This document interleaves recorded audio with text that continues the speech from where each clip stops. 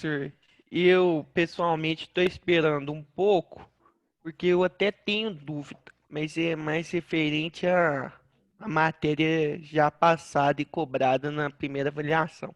Então, estou Aham. esperando o pessoal em relação às dúvidas novas, né? Que foi o tópico da aula. Então, eu tô aqui esperando. Agora nós temos 29 pessoas na sala.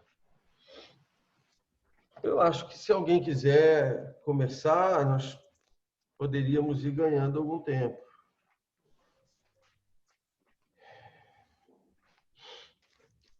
Então, quem que puxa a conversa aí? Quem teria alguma dúvida que eu pudesse ajudar? Bom dia, Galvão.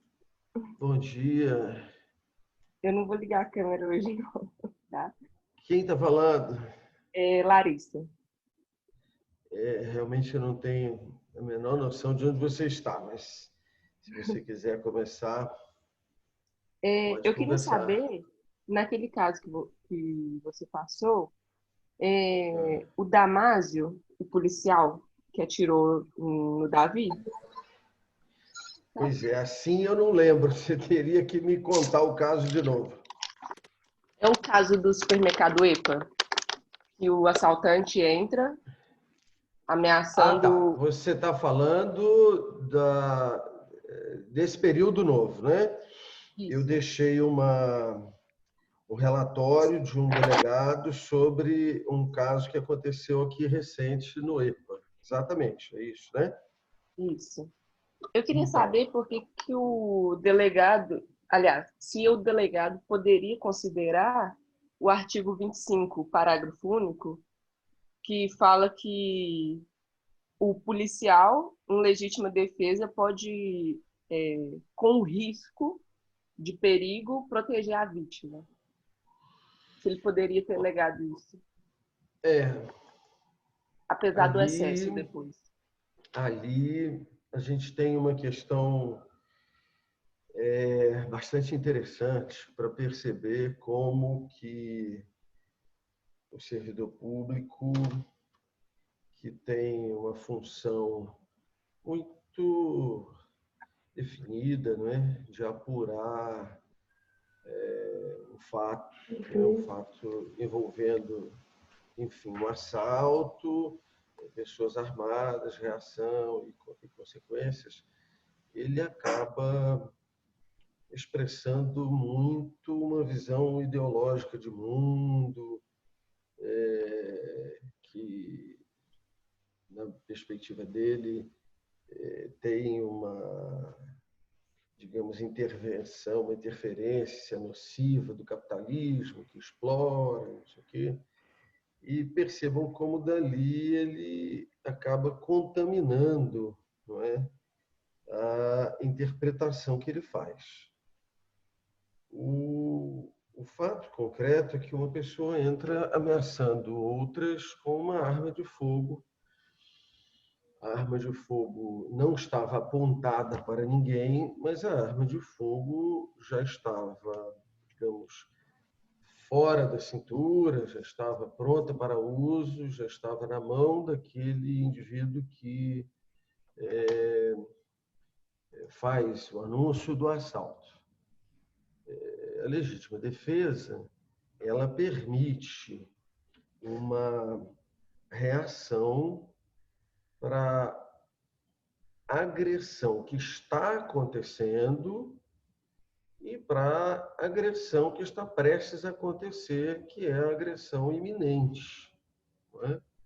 Ao contrário do estado de necessidade, que permite uma, digamos, ação de salvamento diante apenas de uma situação de perigo que está acontecendo, ou seja, perigo atual, a legítima defesa permite que se adiante, né, a defesa.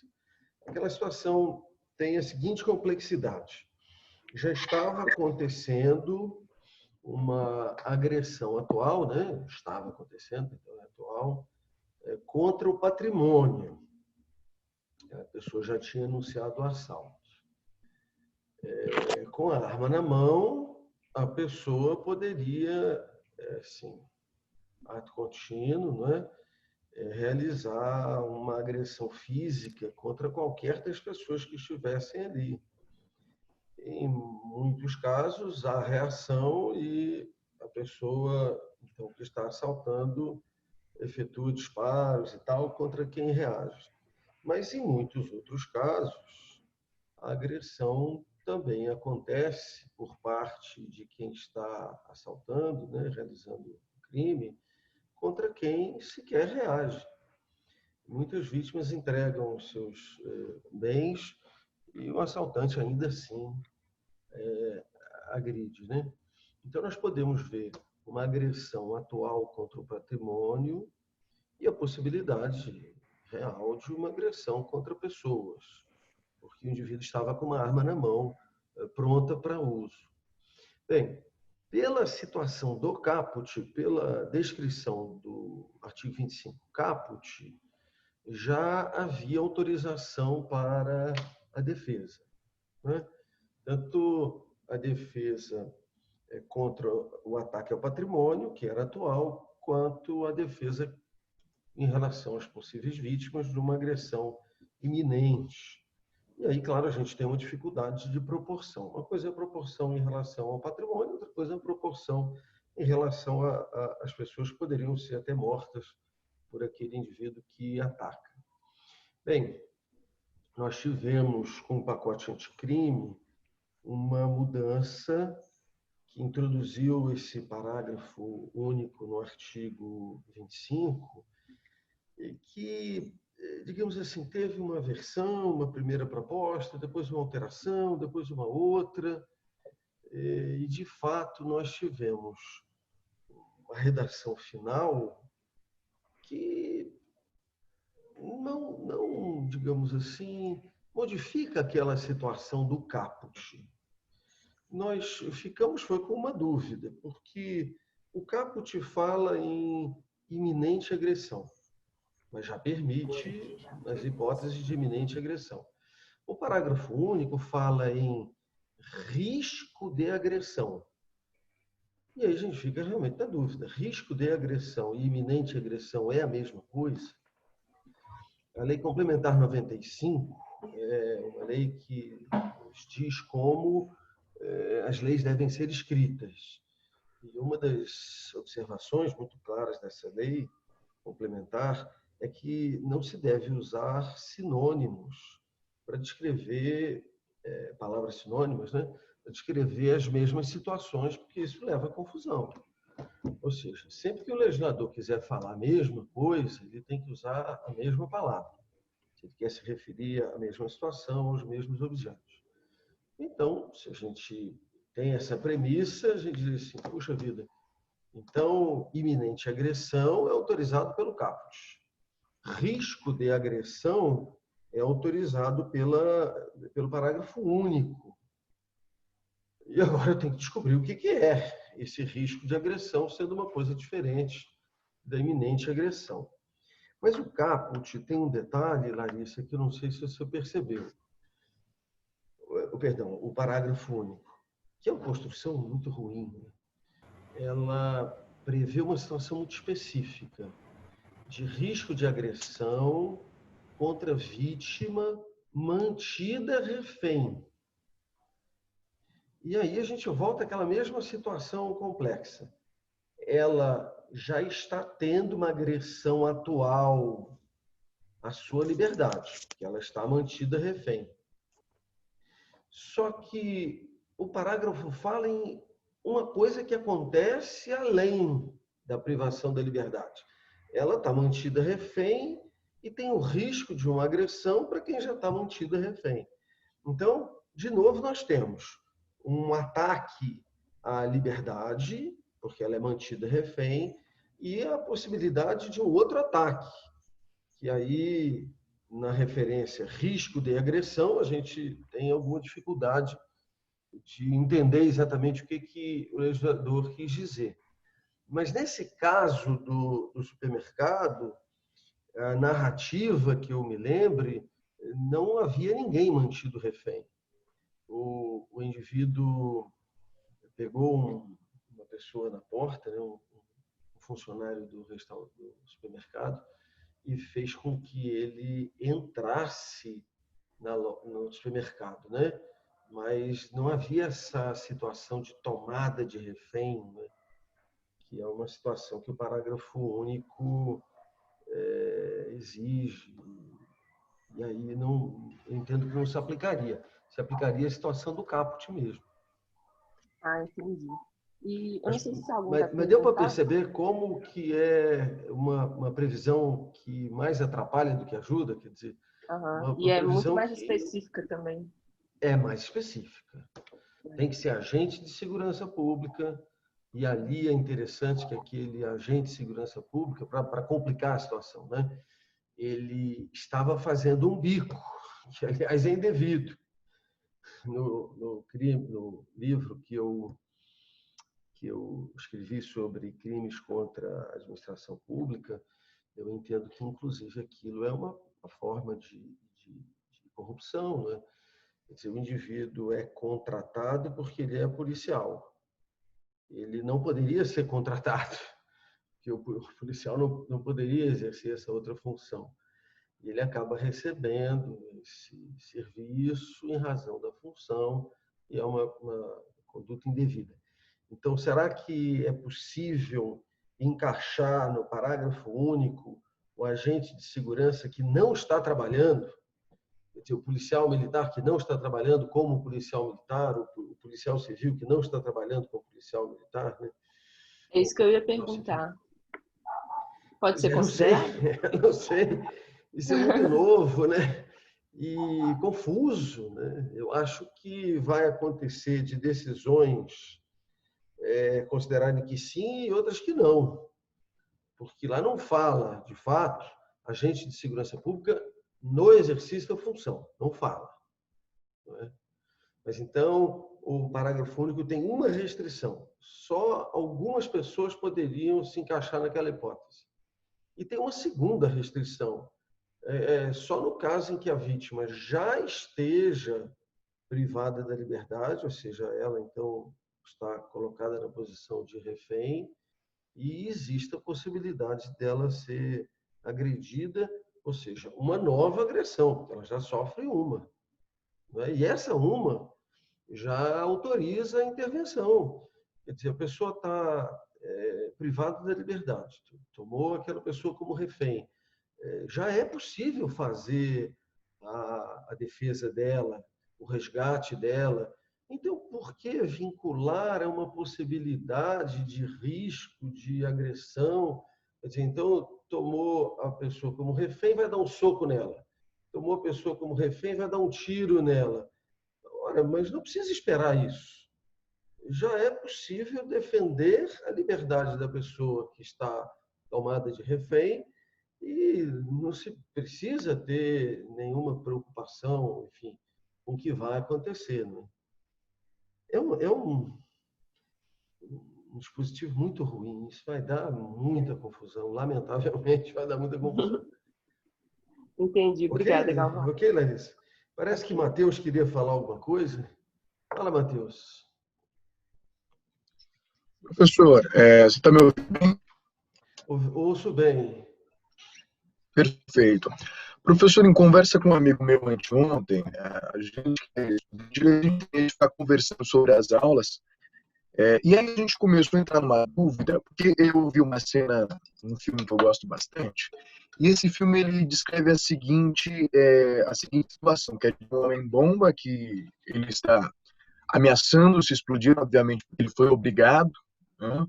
E esse homem-bomba, professor, ele está numa praça pública, onde tem um número considerável de pessoas, e ele está ameaçando se explodir, que as pessoas ficassem longe, só que as pessoas não ficam, e elas têm um certo receio ali de que aquela bomba exploda ou não. Aí o que acontece, professor? No exame de licitude, a gente ficou um pouco em dúvida se a gente poderia classificar, caso alguém chegasse e matasse esse homem, com a finalidade de evitar essa explosão desse homem-bomba, se a gente conseguir encaixar isso na legítima defesa ou no estado de necessidade. Por qual razão? A legítima defesa, como o senhor mesmo acabou de dizer, ela prevê que a gente tenha uma agressão eminente. ali a gente tem, de fato, uma possibilidade de agressão, porém, também na descrição do estado de necessidade, nós temos ali que o risco ele tem que ser atual. E ali também, ao mesmo tempo, a gente pode fazer uma breve interpretação que o que está acontecendo ali é que existe um risco atual de que aquelas bombas explodam e muitas pessoas morram. E aí, nesse sentido, inclusive esse risco ele não pode nem ser calculado porque aquela bomba pode ou não explodir, entre outros fatores. Eu gostaria de ver com o senhor o que o senhor pensa sobre esse assunto e como a gente poderia tipificar, classificar para ver se existiria a possibilidade, para quem matar esse homem, se ele vai se caracterizar como um estágio de necessidade, se vai se caracterizar como legítima defesa em si, porque realmente a gente ficou um pouco com essa dúvida, até porque existem julgados em alguns outros países sobre esse assunto que eles são um pouco conflitantes nessa classificação. Uhum. Eu acho que eu vi esse filme. Ele, no final das contas, se explode, não é? Qual é o nome do filme? Ele se explode. Qual é o nome do filme? Eu esqueci o nome, professor, mas é um filme que eu gostei Pois é. muito, que eu assisti anteontem com meus pais. Eu assisti já tem mais tempo. Esse filme é interessante porque mostra muita tensão, né? Eu não me lembro se é o Sniper americano. Isso mesmo, é isso mesmo. É o Sniper americano, né? É um filmaço, muito bom. Explode. Olha só, a gente Muito tem bom. realmente uma utilidade prática muito grande de definir se a questão caracteriza estado de necessidade ou legítima defesa, justamente por causa dessa distinção de que o estado de necessidade é mais restrito, não é? O estado de necessidade só se aplica para quando o perigo já estiver acontecendo. E a legítima defesa permite, então, que exista uma ação antes daquele perigo acontecer, na referência, então, à agressão iminente. Mas veja, agressão é uma forma de perigo, né? Uma forma de perigo às pessoas, né? Só que a doutrina tem, digamos assim, consolidado, sem nenhuma dificuldade, o entendimento de que a agressão é digamos assim, é uma conduta que é dirigida por uma pessoa, digamos assim, uma situação que está sob controle de alguém. Então, tem algum barulho aí? Veja só, Matheus, se um cachorro de rua decide avançar em cima de você, a gente tem uma situação que não sendo dirigida por uma pessoa, ou seja, ninguém estimulou o cachorro a praticar essa conduta, né? Nós teríamos estados de necessidade. Agora, se uma pessoa estimula o cachorro a, então, avançar numa outra pessoa, aí nós temos uma agressão. Percebe? Então, nesse caso que você mencionou, nós teríamos sim uma agressão. A agressão que está prestes a acontecer, e claro, é um perigo, né? Um perigo de explodir, atingir uma série de pessoas, mas é um perigo direcionado. Uma pessoa controla esse perigo, tá? E se alguém conseguisse atingir essa pessoa antes dela detonar os explosivos, nós teríamos uma ação em legítima defesa. Né? E a legítima defesa, eu acho que ela está muito bem construída, embora tenha o desafio da interpretação. Não é? O desafio da interpretação. No caso que a Larissa mencionou, vejam, existe uma agressão ao patrimônio, mas quando a gente faz a ponderação, porque em todos os casos de justificação, eu até gosto de usar mais essa expressão, justificantes ou causas de justificação, isso nos chama atenção para o fato de que a exclusão da ilicitude se dá de maneira excepcional quando circunstâncias justificam a lesão ao bem jurídico que caracterizou o fato típico que a gente já examinou, não é?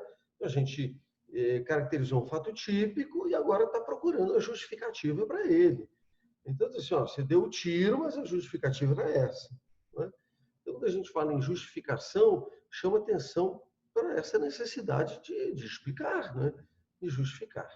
Então, naquele caso, o indivíduo entrou ameaçando o assalto. A princípio, se ele vai levar dinheiro, não justifica matar uma pessoa para proteger o dinheiro, ou seja, a vida da pessoa tem mais valor do que o dinheiro, não é? Mas a agressão atual se dirige ao dinheiro, mas a pessoa está com uma arma, a gente agora começa a fase da interpretação. E aí, isso significa a possibilidade de que ele deu um tiro em alguém? A gente tem a experiência, né, de vários casos que dizem assim, olha, muitas vezes realmente a pessoa atira num cliente ou num segurança, é possível fazer isso. Então, diante desse cenário, você visualizando um dano mais grave, ou seja, um dano à vida, você poderia justificar uma ação, de certa forma, mais grave, não é? Que pusesse em risco a própria vida daquele assaltante.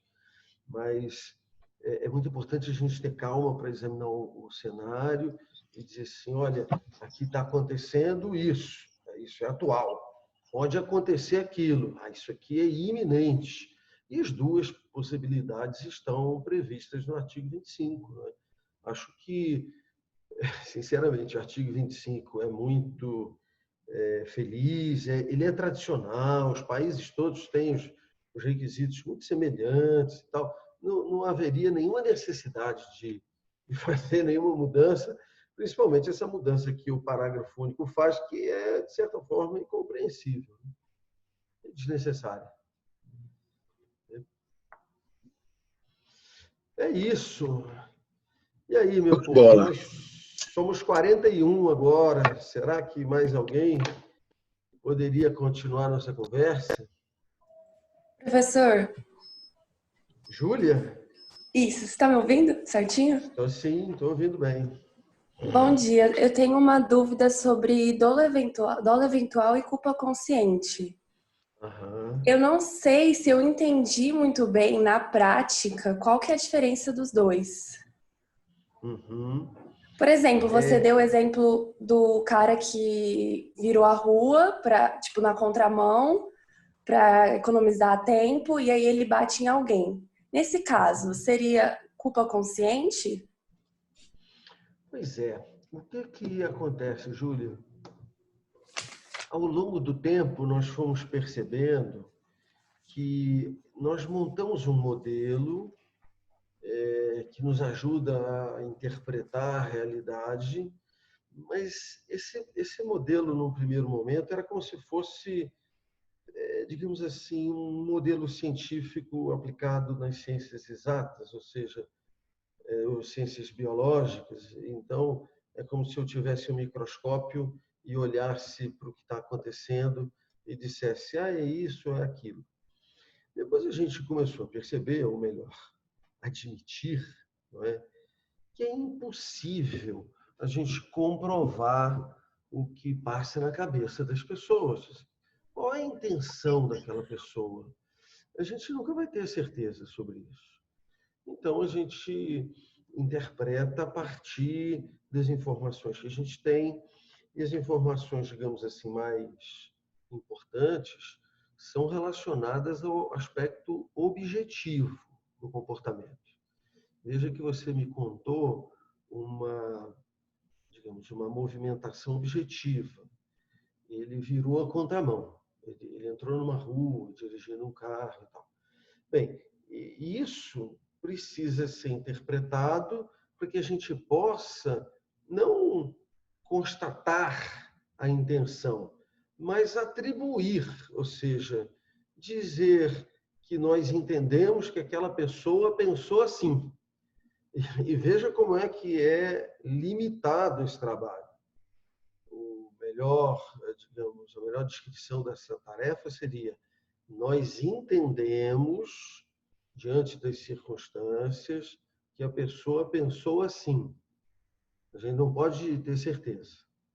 E quando a gente, então, faz essa atribuição, ou seja, eu entendo que ele pensou conforme o conceito de dolo, ou eu penso que ele agiu conforme o conceito de culpa, nós estamos fazendo uma triagem, né? Nós encaminhamos para crimes mais graves no dolo e para crimes menos graves na culpa. Já de uma perspectiva de doutrina muito antiga, né? Bem antiga mesmo, um jurista muito conhecido, que é o Frank, né? Ele teria apresentado uma fórmula, né? Como pensaria o indivíduo que estaria em dolo eventual? E aí, eu acho que eu até mencionei isso, com certeza tem que ter mencionado lá no vídeo, que seria assim: ele teria a seguinte postura psicológica: seja o que for, der no que der, em qualquer caso, eu não deixo de agir. E, claro, essa forma, então, precisa ter aplicação, né? Eu tenho uma orientação genérica, né?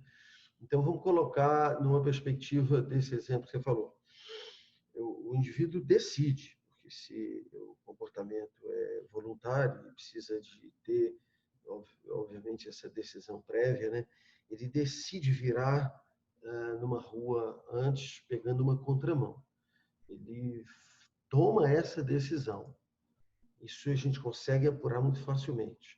Agora, a parte difícil. Será que ele pensou assim?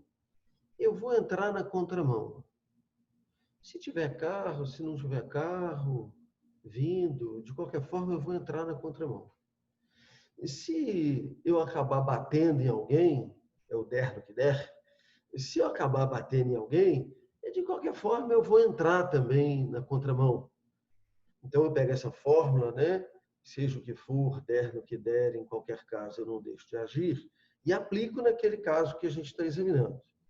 Então, eu vou entrar nessa rua. Se tiver carro, muito bem, eu vou entrar de qualquer jeito. Se eu acabar batendo um carro, azar, eu vou entrar de qualquer jeito. Se uma pessoa morrer nessa batida, não tem problema, eu aceito que isso ocorra, eu vou entrar de qualquer jeito. Essa é a postura do dolo eventual. Nós temos na lei a descrição que me parece assim muito feliz para explicar qual seria a postura da culpa consciente. Só que essa previsão não está no Código Penal, ela está no Código Penal Militar, e com a inspiração desse Código Penal Militar, o projeto de lei 236 faz uma modificação nesse conceito de culpa, que fica muito parecido com o conceito de culpa do Código Penal Militar. Então, se esse projeto for aprovado, nós vamos ter essa definição clara. Mas, ainda hoje, já podemos usar, porque o ordenamento jurídico é um sistema.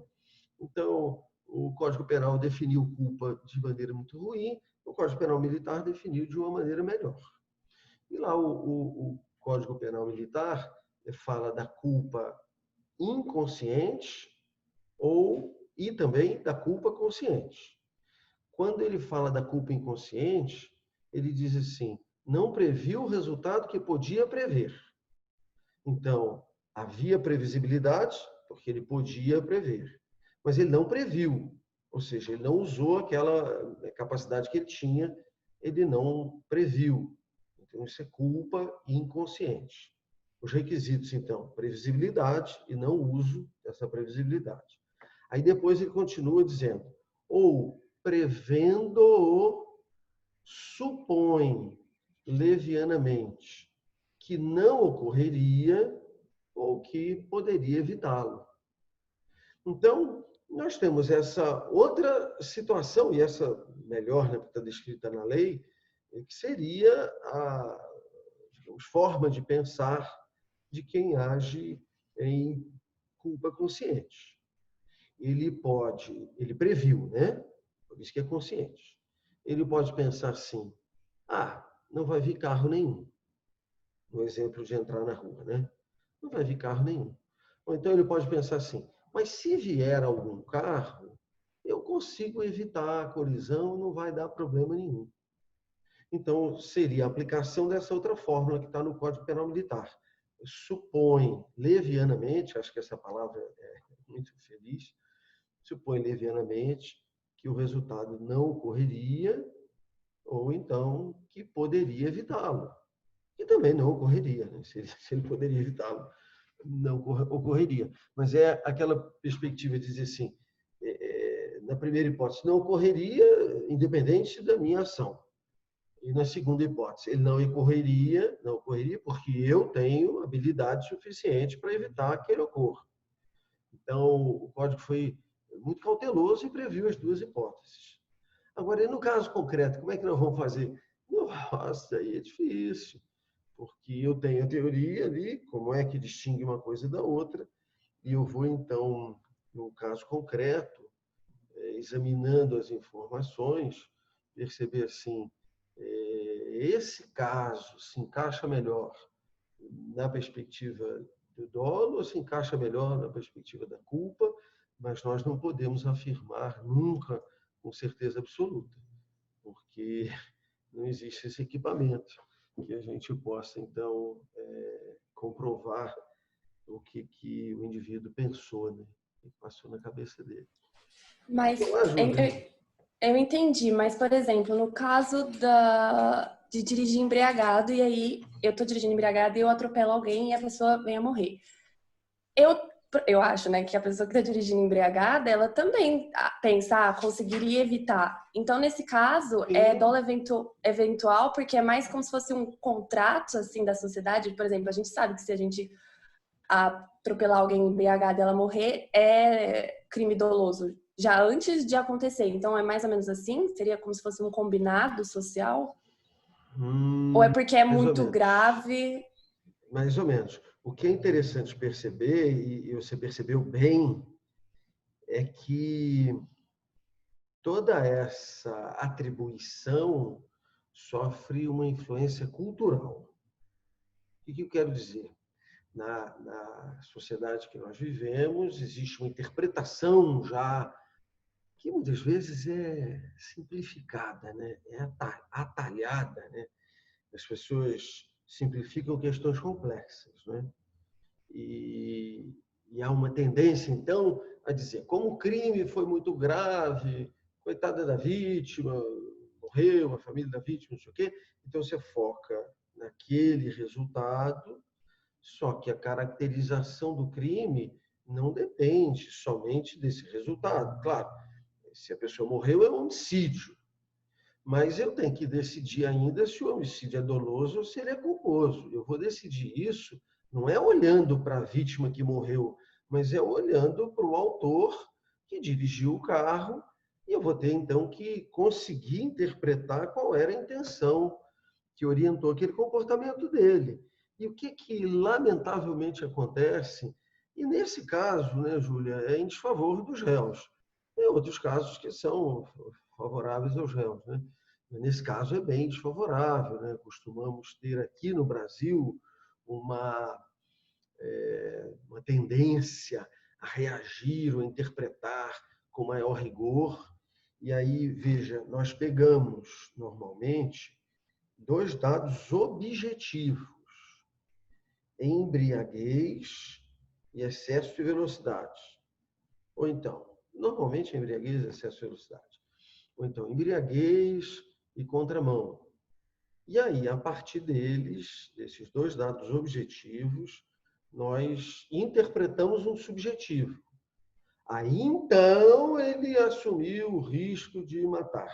Bem, a gente não pode ter certeza disso, e talvez essa construção seja uma construção, assim, simplista e equivocada. Eu confesso que já estive na Alemanha fazendo até um curso, foi uma experiência muito interessante, mas eu não falo alemão, eu não tenho um contato maior com a Alemanha e nem com a sua cultura. Um professor meu, tem um professor muito respeitado, Juarez Tavares, foi professor que me orientou no mestrado. Ele tem uma relação muito grande com a Alemanha. Diz que lá é muito cultural o pessoal tomar cerveja, né? Tomar muita cerveja. Então, há uma prática social de que as pessoas tomam cerveja, voltam para casa dirigindo seus carros, mas elas voltam dirigindo muito devagarzinho. Então, quando se... Eu nunca vi, eu não vi isso. Estou te contando o que o professor me contou, né? Já há muitos anos atrás também. Então, segundo ele, quando as pessoas veem um carro andando muito devagarinho, eles já sabem que aquela pessoa está voltando para casa depois de ter bebido. Então, naquela cultura, se tem já essa combinação. Então, vamos dizer assim, ó, vamos respeitar, esse moço está voltando para casa, tudo bem. E aí a sociedade se organiza ali de uma maneira que todo mundo entende as combinações. Aqui no Brasil, a gente não tem exatamente essa combinação, né? E a gente pode até dizer que o cara que bebe e dirige não tem nenhum estímulo a dirigir devagar. Não existe assim, olha, eu bebi, já estou errado, né? Estou cometendo ali um crime, mas eu pelo menos estou dirigindo devagar. Eu nunca vi ninguém falar isso. Nunca vi. Então, toda essa interpretação tem a ver com o contexto, né, de cultura. E aqui a gente tem um contexto que acaba sendo prejudicial para o réu, na interpretação. As pessoas acabam sempre interpretando com muito rigor, né, com muita atenção para o resultado e menos atenção para investigar o aspecto subjetivo daquela pessoa que dirigiu o carro. Né? Deu lá? O que você acha disso? Deu, não estava conseguindo ligar o microfone. Entendi, sim. Obrigada. Eu acho que a gente, lamentavelmente, tem muitos casos de pessoas que bebem e dirigem, muitos. Mas se pelo menos a gente tivesse a combinação de dirigir devagar, talvez fosse melhor. Muito bem, meu prezado Rodrigo Sarmento, você vai falar alguma coisa? Opa, bom dia. Bom dia, meu amigo. Diga tudo. Sobre essa questão de dirigir e beber, eu teria muita coisa para falar, porque no tempo que eu já bati muitas vezes o carro, nunca bêbado. Mas felizmente eu já não bebo há quase 3 meses, então já passei para o outro lado. Mas a minha dúvida é o seguinte, naquele caso da defesa de terceiros, o senhor citou um exemplo e eu fiquei perdidinho com o exemplo. O exemplo foi o seguinte, tinha um cidadão fumando perto de uma área perigosa. Aí ele joga o cigarro lá no chão, inadvertidamente, e pelo menos isso foi o que eu entendi. E ocorre um acidente. Só que ele não fez aquilo propositalmente para causar o acidente. Eu não entendi como é que esse exemplo, essa situação se encaixou no tema. Eu entenderia o seguinte... O tema era de estado de necessidade? Não, de defender, por exemplo, atuar para defender um ataque a um terceiro. Por exemplo, o que eu entendi, vamos supor que o mesmo cara jogasse o mesmo cigarro e provocasse o mesmo incêndio. Eu, como todo de fora, eu estou vendo isso e sei que ele vai matar, esse incêndio vai matar um monte de pessoas. E eu estou com um instrumento na mão, por exemplo, uma bomba, que eu consigo apagar aquele incêndio. Aí eu jogo a bomba, apago o incêndio e mato o sujeito. Eu não entendi a colocação quando o senhor colocou, porque o senhor colocou o seguinte, o rapaz que joga o cigarro, ele não teve aquela intenção, mas o tema era um terceiro agir e evitar o mal maior. Essa Olha, que ficou minha dúvida. eu tô com dúvida de onde que eu criei esse exemplo. E imaginem que é. Eu não lembro, eu tenho uma cabecinha muito ruim, eu não lembro exatamente o tema, mas seria nesse caso, a pessoa agir atacando vamos dizer, atacando um terceiro para evitar um mal maior. Inclusive, o senhor cita no caso de duas vidas, que as vidas têm valores iguais. Então, por exemplo, se uma pessoa mata um para poupar outro, há um equilíbrio. Eu cheguei a discutir esse caso até com a Lohane, eu não sei se ela está aqui, ela deve ter a cabecinha melhor. Bem, eu tenho aqui um quadro de pessoas, de nomes, né? Eu não consigo. Deixa eu ver aqui, a Marcela que botou a fotinha dela aqui. O resto são só nomes. Eu vejo o Matheus, vejo você. Aqui tem um nome, Lohane. Parece que ela talvez esteja aí. Tadinha, mas será que eu vou obrigar ela a falar? Que ela é meio tímida. Lohane, fala aí, jeito, Lohane. ela abriu o vídeo, o áudio dela aqui, mas não animou de falar, não. Vamos ver. Mas olha aqui, Rodrigo, deixa eu te explicar. Eu te confesso que eu tenho alguma dificuldade de lembrar desses exemplos, porque, assim, a gente tem que estar fazendo muitos, né, para as provas. Olha que loucura! Você faz e depois tenta inventar uma outra situação, depois inventar outra situação. Essa é uma criatividade que, vamos combinar, não é lá muito simples, né? E tem dia que eu estou mais criativo, tem dia que é um sofrimento, né? Um sofrimento. Mas deixa eu tentar, então, visualizar as possibilidades, assim, né? Vamos tentar pegar o caso concreto, então. O sujeito está na beira do mato, ele joga um caso concreto, não, um caso assim, exemplo. O sujeito está na beira do mato, fumando, joga um cigarro e um outro sujeito do lado com uma bomba, não sei o que ele está fazendo com a bomba no mato, mas ele está. E, de repente, ele vê que vai pegar fogo e matar um monte de gente. Aí ele joga a bomba, apaga o fogo e mata o sujeito que acendeu, que jogou a guimba. Isso. Então, olha só. A legítima defesa pode se caracterizar mesmo quando a agressão injusta foi esse o tema. Promovida culposamente. Não tem problema. Quando a gente fala em agressão injusta, e aí, claro, agressão é o substantivo, né? Injusta é o adjetivo. Esse adjetivo injusta nos remete ao conceito de injusto que foi criado no primeiro modelo da teoria do crime, o modelo causal naturalista, que, sob o critério objetivo-subjetivo, separou, então, a tipicidade e a ilicitude como exames objetivos e chamou esses dois exames, o conjunto desses dois exames, em injusto, denominou de injusto.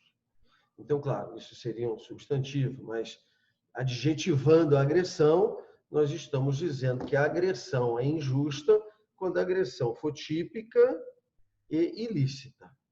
E a tipicidade pode ser uma tipicidade culposa. Não tem nenhum problema. Tá? Então, você pode se defender de alguém que está te atacando sem nem perceber que está atacando, está jogando carro em cima de você sem querer. Vou imaginar um cara que está dirigindo com o celular e vai jogando carro em cima de você. Você, em tese, tem condição de fugir dele, mas tem condição de neutralizar aquela ação.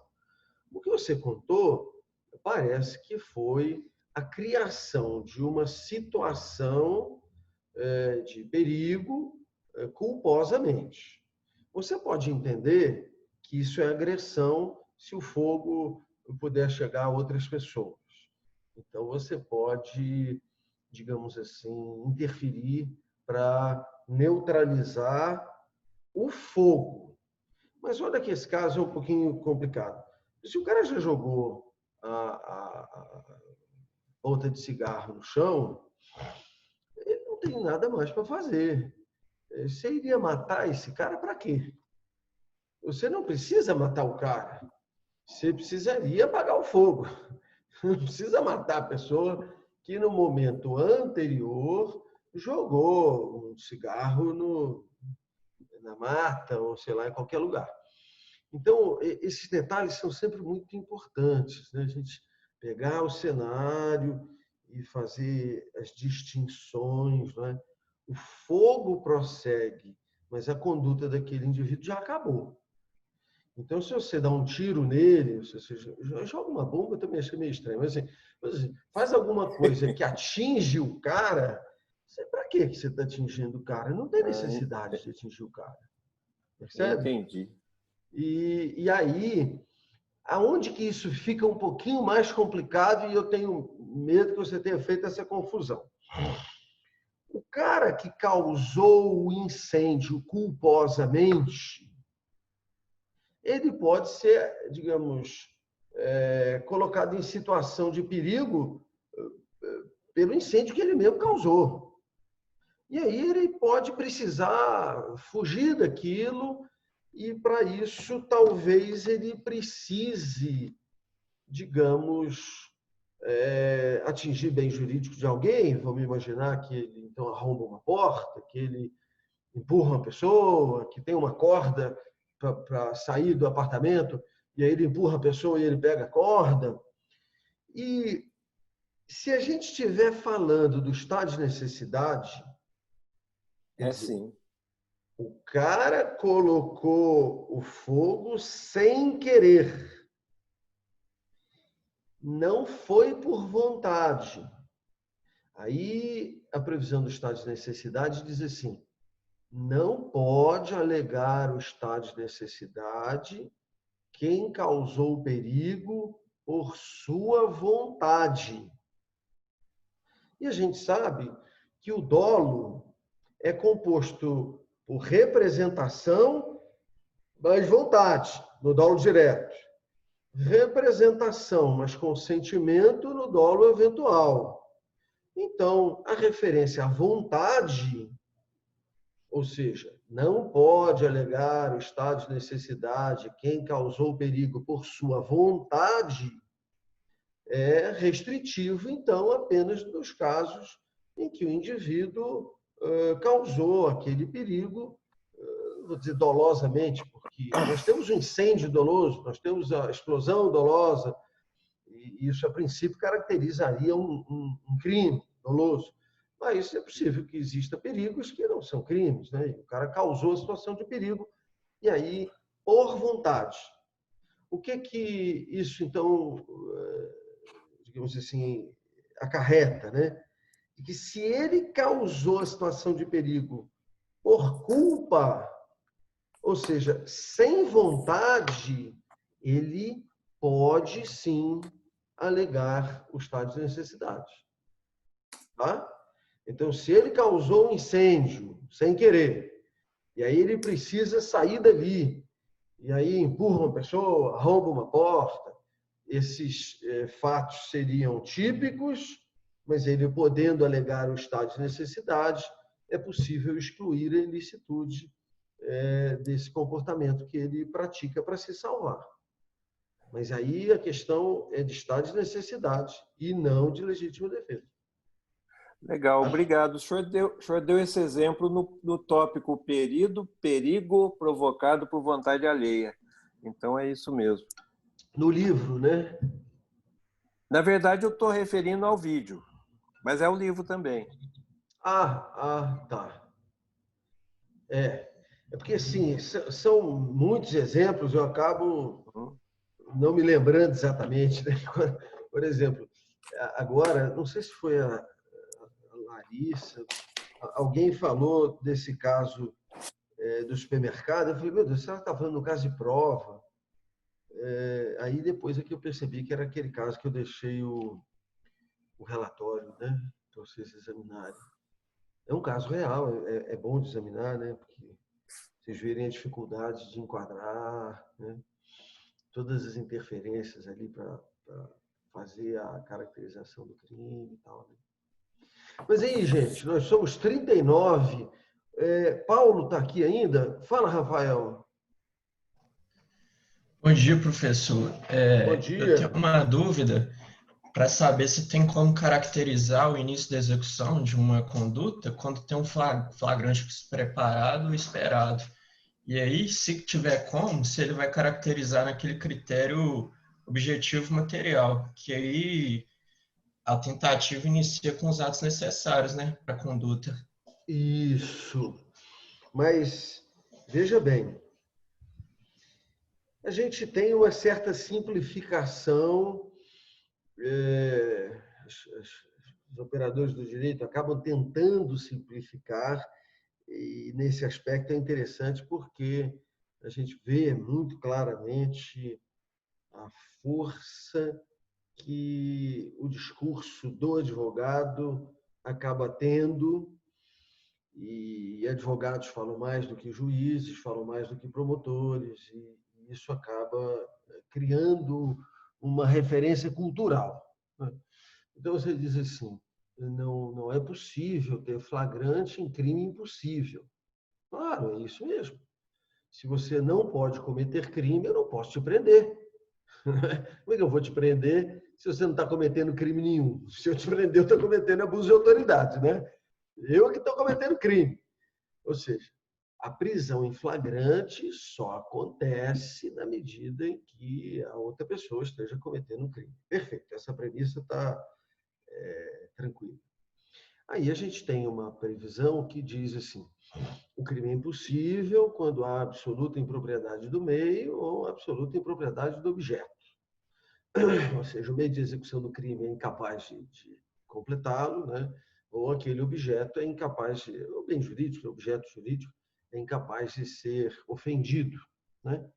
Bem, aí a gente diz assim, quando a polícia se prepara, ou seja, monta o cenário, estimula, fica ali observando, ou então ela não preparou nada.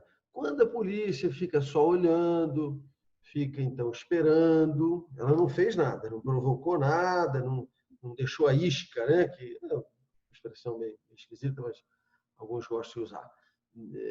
O que é tecnicamente assim, não há intervenção de um agente provocador, né? Não tem um policial lá perguntando se alguém tem droga para vender. Bem, nesses casos, a simplificação diz assim, há sempre crime impossível. Então, se não há possibilidade de cometer o crime, também não há possibilidade de prender. Mas a questão é, peraí, mas será que o cara, que é o cara que quer cometer o crime, não tem uma chance de pegar a coisa e sair correndo? E se ele for um cara bom de corrida e ninguém consegue pegar? Ora, talvez seja mais difícil, mas não impossível, não é? A mesma coisa, está todo mundo lá olhando a empregada, colocou o anel na mesa, está a câmara, está todo mundo olhando, esperando a empregada pegar o objeto, e ela está tentando furtar, e todo mundo então vai abordar assim que ela pegar o objeto. Perfeito. Mas se ela pegar o anel e engolir o anel, o crime está consumado. E tem crime, porque apesar do registro da Câmara, apesar do policial estar assim, no quarto do lado, logo esperando, assim que nós tivermos a informação da Câmara que a pessoa pegou o anel da patroa, eu vou aparecer, vou prender em flagrante. Se isso acontecer desse jeito, você pode até argumentar com mais consistência de que a pessoa não teria a mínima condição. Mas aí eu tenho um contra-argumento, senhora, mas é muito rápido pegar um anel e engolir. Então, ainda que o policial tem uma entrada triunfal, tenha tudo registrado na Câmara, ainda assim é possível. Ainda assim é possível. Mas não seria possível se nós tivéssemos dinheiro falso, por exemplo. Então, põe um maço de dinheiro falso e aí a mulher pega o dinheiro. Aquilo não é dinheiro, aquilo é mentira. Então, aí eu tenho propriedade absoluta do objeto. E aí não tem como ter prisão em flagrante. Aí realmente não tem. Você pode pegar o maço de dinheiro falso e sair correndo, mas ele continua sendo dinheiro falso. Apesar da sua habilidade de sair correndo, driblando todo mundo. Então, cada caso é um caso e a gente tem que ter essas duas referências, né? O crime é impossível se o objeto jurídico é a materialização do bem, né? Por exemplo, essa aqui é uma caneta, é o objeto jurídico, do bem jurídico patrimônio, né? Então, se não for possível pegar a caneta, se a caneta não for alcançável, né? Ou então pelo meio de execução escolhido para o crime, né? Um veneno que não faz efeito, sei lá, eu vou desviar o dinheiro de um sistema de computador, eu fiz um programa, só que o programa não funciona, eu não consigo hackear o banco, não é possível passar o sistema de controle. Então, por mais que eu esteja tentando ali, aquele programa é absolutamente ineficaz para superar as dificuldades técnicas do banco. Então, eu posso dizer que esse meio, desse jeito você não vai conseguir nunca, desse jeito, né? Então, em propriedade absoluta do meio. E aí, cada caso é um caso, né? Cada caso é um desafio de interpretação. É isso aí. Tá bom? Obrigado, professor. Nada, meu prezado. Eu ia provocar o Paulo, mas era no seguinte: nós estamos agora com 38 pessoas. Não sei se o Paulo ainda está aí. Eu digo 38 Estou pessoas. aqui, professor. Eu tenho 38 nomes aqui, né? A única pessoa que eu vejo que está aqui comigo é o Matheus, né? Mas, ô Paulo, se você Apareci, puder, professor. ô prezado, se você puder, avisa a turma que se eles quiserem podem entrar no outro link. Aham. Tá? Entra na B, não tem problema não. É como Entendi. se um pudesse assistir a aula na sala do outro, não tem dificuldade, tá? Apesar que eu acho, professor, que eu estou afirmando por suposição meramente pessoal. Quem ia vir ver a aula de hoje, ia ver no primeiro horário mesmo, porque a gente vai ter a monitoria de TGD, e acabou Eu juntando soube as duas turmas. disso. Eu soube que teria Mas eu vou uma outra avisar, sim. atividade, né? Mas Isso. quem quiser, quem achar que vale, pode assistir no outro, não tem problema nenhum, tá? Ô, professor, eu vou perguntar uma coisa. Vou aproveitar e vou perguntar uma coisa Ô, Paulinho, sobre quê? tem uma pergunta aqui no chat para o professor sobre o artigo 155, quando o dinheiro for falso. Ah, pode ir o Matheus primeiro, que a minha é um pouco Não, tem anterior. uma pergunta aqui no chat já. Ah, já Ah, tem. é? É Desculpa, verdade, eu do não João vi. Pedro. Não Ele. caracteriza não, João. Se o dinheiro é falso, não caracterizaria o artigo 155. João, olha que interessante isso, né? Olha que interessante.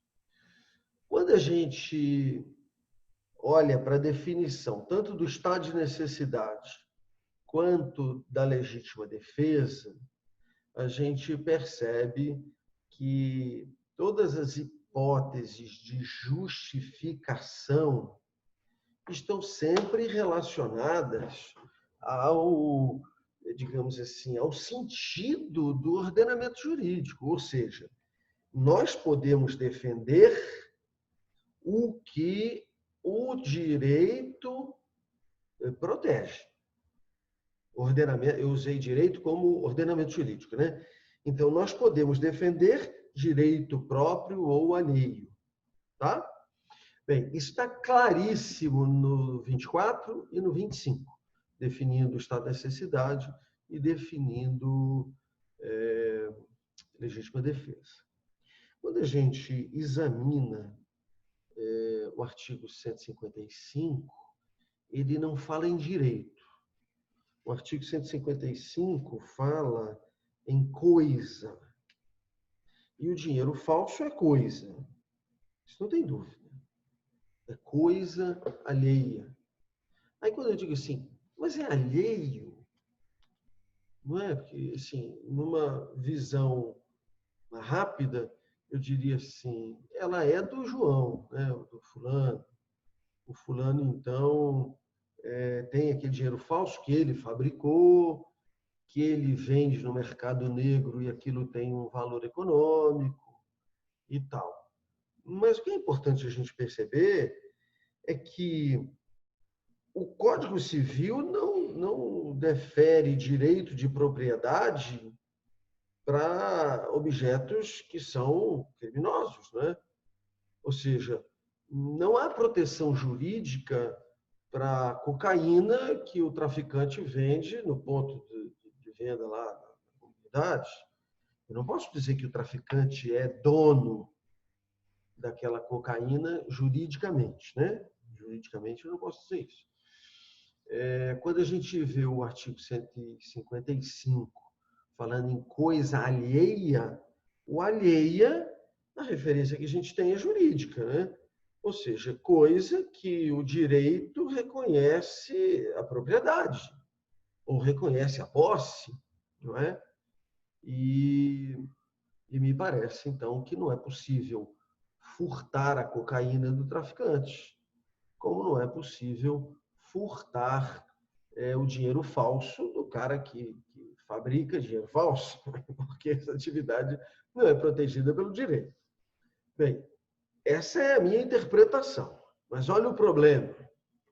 Numa situação que é semelhante, ou seja, é uma interpretação de descrição de tipo incriminador, o posicionamento dominante no Supremo, e aí a gente faz referência ao Supremo, o Supremo está numa fase tão ruim, né? Assim, eu faço a referência porque é obrigatório, mas eu vou me abster de fazer comentários, mas a decisão, o entendimento dominante no Supremo é que o crime de estelionato não exige que o negócio seja lícito. O que isso quer dizer? É possível ter um crime de estelionato quando a vítima é enganada, ainda que o negócio de que ela participou seja ilícito. Ora, por esse entendimento do Supremo, se o indivíduo chega na boca de fundo e passa um cheque sem fundo para comprar cocaína, o cara depois vai lá e leva o cheque na delegacia e diz assim, olha, cometeu um crime. Espera aí, mas você cometeu um crime de passar cheque sem fundo para comprar cocaína na boca de fumo? Ou seja, há uma incongruência, há uma incoerência. O direito não protege o negócio, pelo menos hoje, né?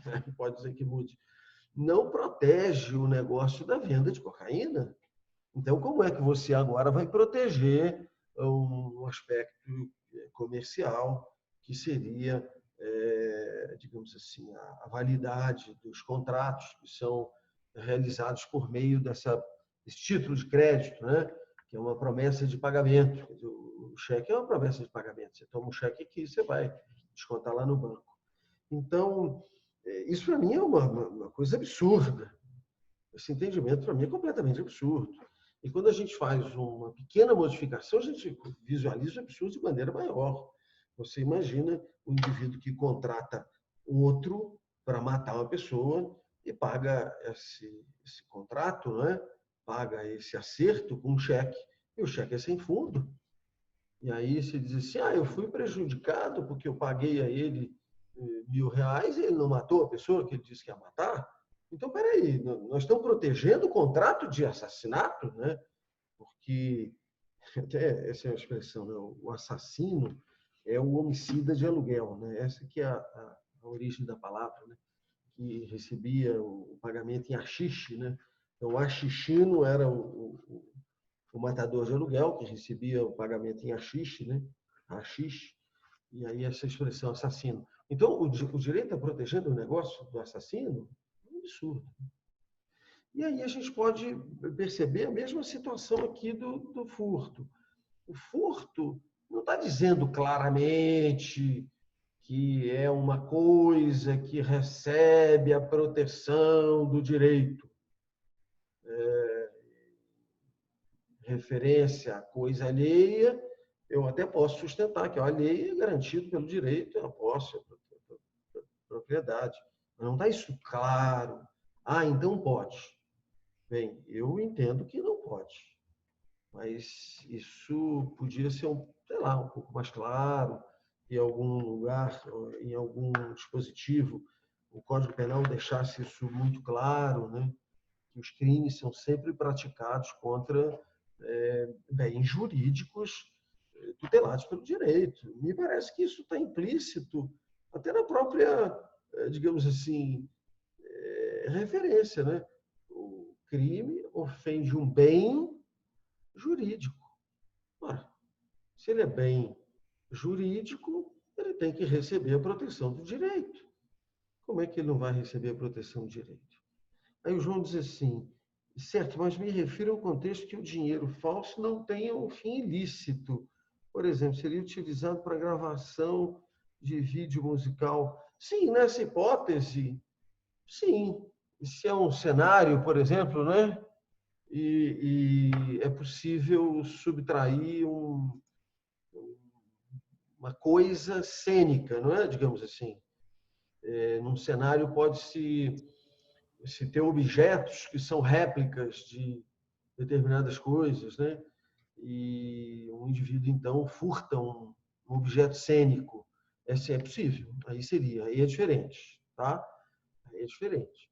Porque ainda que não tenha o mesmo valor, por exemplo, um simulacro de um computador, né? Um computador que tem muito valor, por exemplo, um Mac da Apple, ele não tem o mesmo valor do equipamento, mas é um objeto que pode ser decorativo e, sei lá, tem algum valor menor, mas tem. Aí, sendo lícito esse, digamos, objeto, nós poderíamos ter.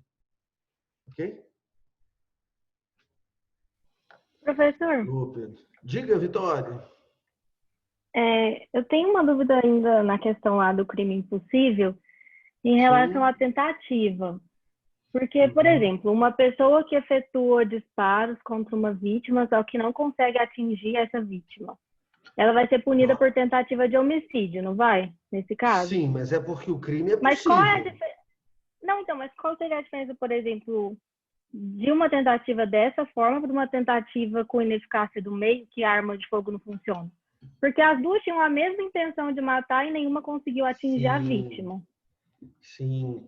Aí olha, Vitória, como você conseguiu identificar o foco, ou melhor, a referência mais importante do seu raciocínio. De fato, as duas tinham a mesma intenção. Só que, para caracterizar um tipo, eu preciso satisfazer as exigências subjetivas, e aí você mencionou, e as objetivas também. E no plano objetivo, quando você efetua o disparo de arma de fogo e não acerta, você diz assim, ora, o meio era eficaz. Você não acertou, mas você poderia ter acertado. Por umas circunstâncias alheias à sua vontade, você não acertou. Porque a vítima mexeu, porque você acabou não controlando bem a arma. São circunstâncias alheias à sua vontade. Mas, objetivamente, era possível. Agora, perceba que, como você falou, as duas pessoas têm a mesma intenção. O indivíduo que atira e acerta, mas a vítima é conduzida para o hospital e vem a sobreviver. O outro atira, acerta, e a pessoa vem a morrer, porque não teve atendimento, porque não teve jeito, enfim. Os dois tiveram a mesma intenção.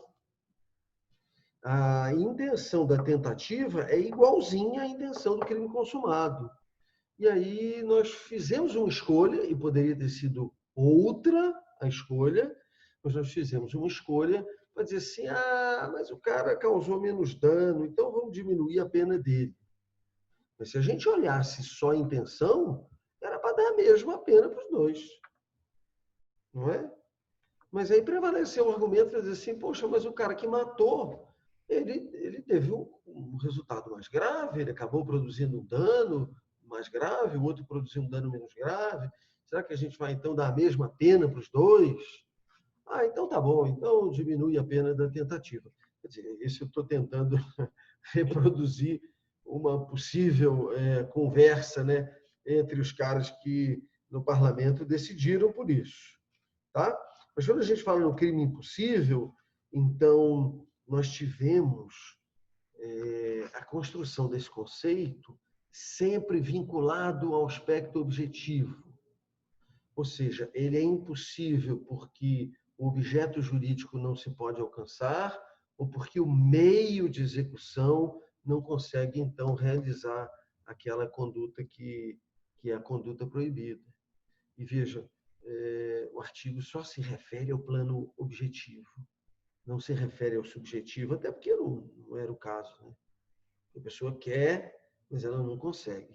E olha que uma é interessante como está escrito na lei. Eu até visualizo uma impropriedade técnica, mas talvez seja uma forma de dizer de maneira mais simples. O crime impossível está escrito assim: não se pune a tentativa quando. Ora, na verdade, não tem caracterização tentativa, né? Juridicamente não tem. Mas, para entender melhor, parece que a expressão é mais clara. Assim, o cara estava tentando, só que era impossível conseguir o que ele queria. E aí a gente diz, então, não se pune a tentativa. Quando... Né?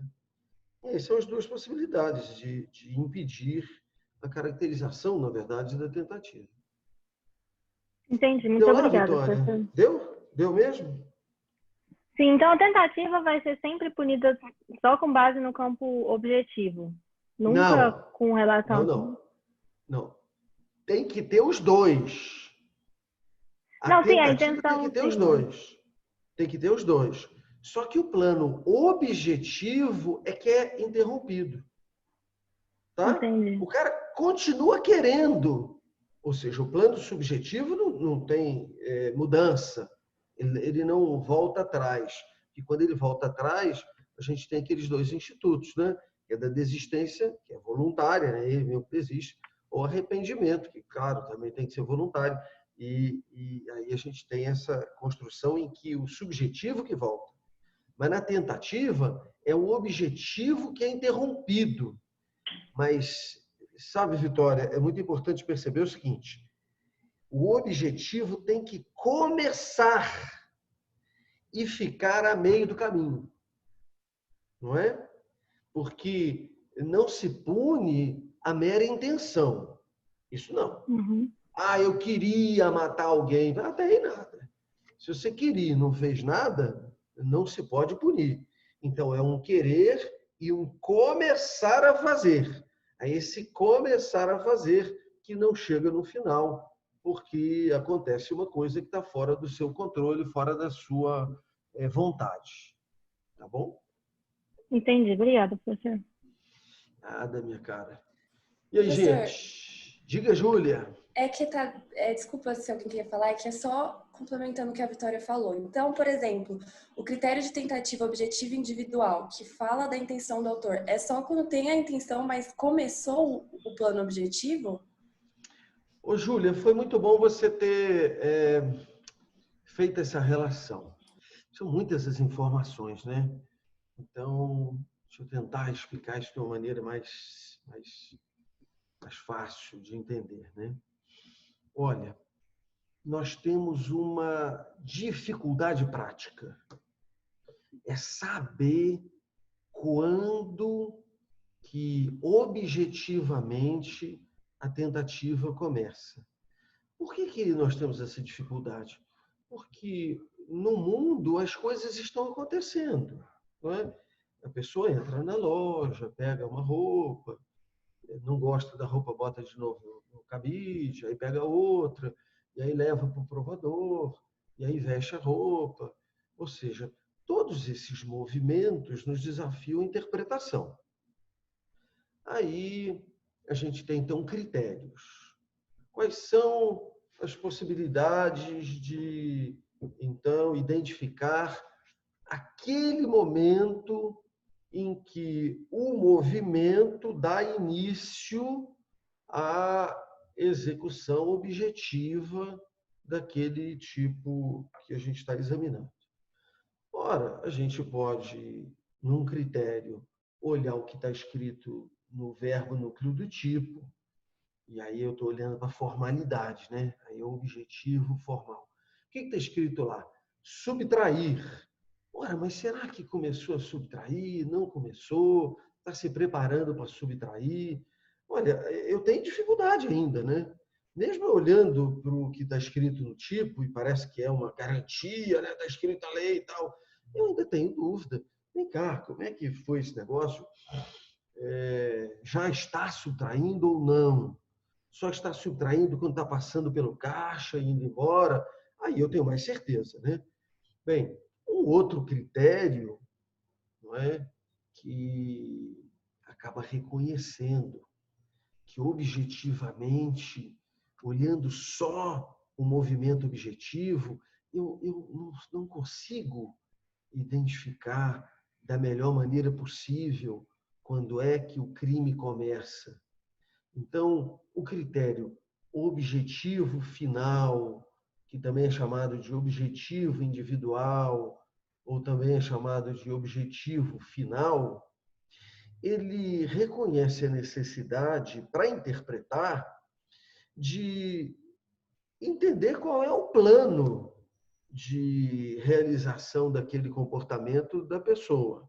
E vejam, isso formalmente é muito bacana, porque a gente depende do plano, e aí a gente parece que encontrou a solução, mas só que eu preciso saber como é o plano. O plano também passa na cabeça da pessoa.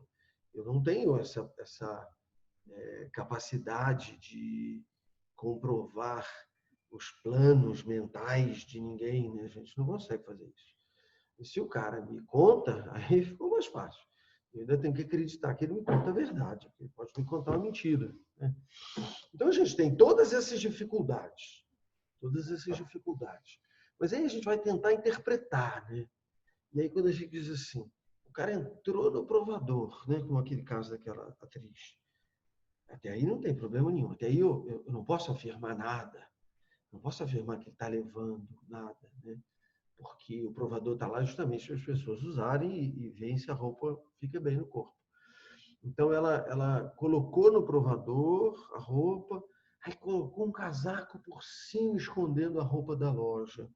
Nossa, isso parece autorizar a dizer que ela tinha feito anteriormente um plano, o plano seria esconder a roupa, para que ninguém visse que ela está saindo com aquilo, e ela esconde o produto da loja quando ela veste o casaco por cima da roupa. E aí a gente diz assim, agora começou. Veja, é uma interpretação que a gente está fazendo. Interpretação. Ainda tem um pouquinho de dúvida? Tem. Porque ela pode chegar no caixa e dizer assim, estou com a roupa aqui por baixo, está aqui a etiqueta, pagar, é porque eu tenho que ir para uma festa. Ainda tem essa dúvida, né? E vejam que é muito interessante que o processo penal inventou uma expressão que eu acho até feliz, né? Bem interessante, que diz assim, a condenação ela só pode se dar quando superada as possibilidades, né, as situações de dúvida razoável. Então, se a gente tiver uma dúvida razoável, eu tenho que entender que é em favor do réu. Não é? Se ela chegar, o réu chegar e disser assim, eu ia pagar, e a gente conseguir entender que aquilo tinha uma chance mínima, uma chance razoável disso acontecer, a gente tem que dar o benefício da dúvida para ele. Mas isso é questão de processo penal, né? Que a gente está conciliando os nossos critérios de identificação com a prova do elemento que atende a um critério, né?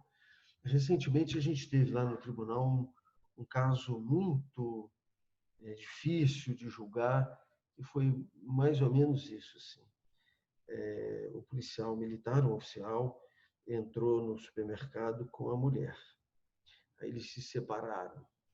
E aí havia, então, os seguranças abordaram ele e a mulher, e na mochila existiam produtos, e para dificultar mais ainda, produtos assim, de mulher, de homem, sabe? E aí o cara disse assim, não, ela pegou sem eu saber. Foi ela que pegou, e ela tem um problema de saúde mental, claro, conhecido por ele, né? E aí, vamos nos detalhes, não tem outro jeito. Vamos nos detalhes. E aí a Câmara? Eles encontraram, ela passou a mochila para ele, a mochila estava muito pesada. Quando eles chegaram, a mochila não tinha nada dentro. Agora a mochila tinha tantos quilos, como é que ele não notou? Como é que ele não perguntou? Então, são os detalhes que ajudam a interpretação, né? Eu confesso que, nesse caso, tive assim, mais dúvidas, fiquei inseguro e votei pela absolução. E os outros todos votaram pela condenação. Todos expulsaram esse policial. E eu achei que ainda havia dúvida. Mas o cara que votou depois de mim falou assim, olha, mas a mochila estava pesando 4 quilos além. Como é que o cara não viu isso? Como é que quando ela passou a mochila para ele, ele não perguntou assim, vem cá, mas o que tem dentro dessa mochila? Ela está muito pesada. E realmente esse argumento, depois eu não tinha percebido, nossa, é um argumento complicado, né? E são os detalhes do caso concreto. Se você não enfrentar os detalhes, não vai. Entendi. Deu lá? Obrigada.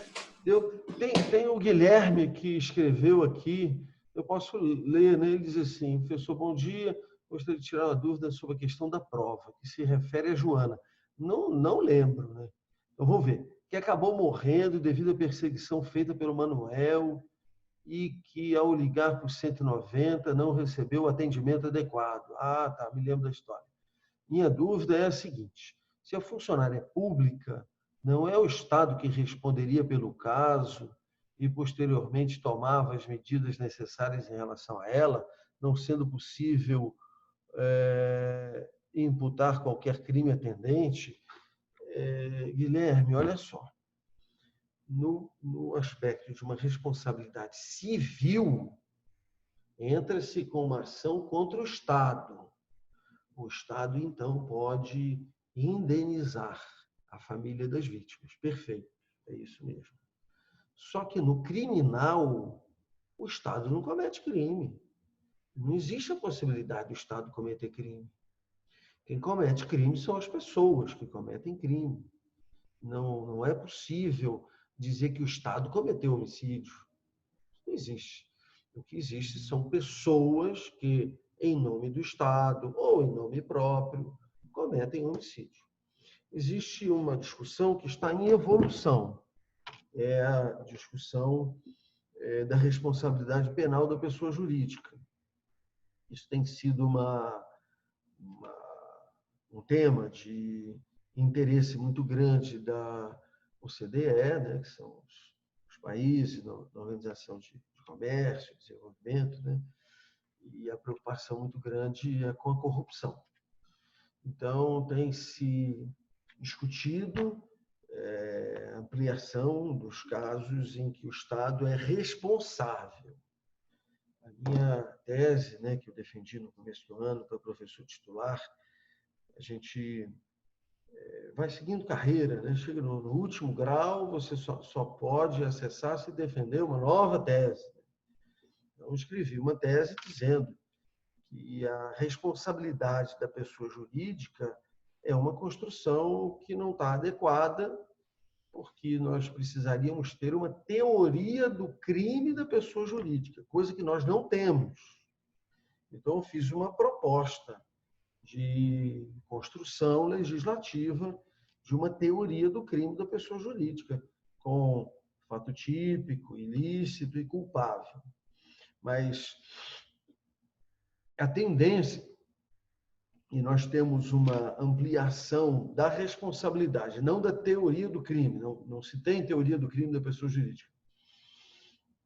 A tendência do projeto de lei do Senado 236, que estabelece um novo Código Penal, ou pretende estabelecer um novo Código Penal, e amplia o que hoje nós só temos em relação a crimes ambientais, amplia a responsabilidade da pessoa jurídica para crimes contra a administração pública, e aí a corrupção, crimes contra a ordem financeira, e aí nós teríamos lavagem de dinheiro, evasão de divisas, uma série de outros crimes. Ela também trabalha com a perspectiva de responsabilidade, não com a perspectiva de teoria de crime, mas essa ampliação é restrita a pessoas jurídicas de direito, ou melhor, a proposta de ampliação é restrita a pessoas jurídicas de direito privado. Então, jamais nós teríamos o Estado cometendo crime. Nem na proposta do PLS 236, até porque na proposta ainda consta responsabilidade, não teoria do crime. E seguindo essa tendência, a proposta que eu fiz foi no sentido de uma teoria do crime da pessoa jurídica de direito privado, não o Estado cometendo crime, mas sim as empresas cometendo crime. E quando a gente fala do Estado, seriam os servidores do Estado, seriam as pessoas físicas, não é? Então, hoje não é possível de jeito nenhum. E nas propostas de alteração, a tendência é que não se estabeleça nem responsabilidade e nem teoria do crime que pudesse caracterizar o Estado autor de homicídio, autor de qualquer crime. Não seria possível. E veja, a nossa construção agora me parece que é adequada, né? Quando a gente diz assim, uma pessoa agiu em nome do Estado. Aí eu digo assim, ela não tem responsabilidade nenhuma, a responsabilidade é do Estado. Puxa vida, aí fica muito fácil, né? Você imagina o policial que tortura, a culpa é do Estado. O policial que mata, né, assim, indevidamente, a culpa é do Estado. Você não pode fazer isso, né? As pessoas têm que responder. Então, enfim, espero ter atendido aí a sua inquietude.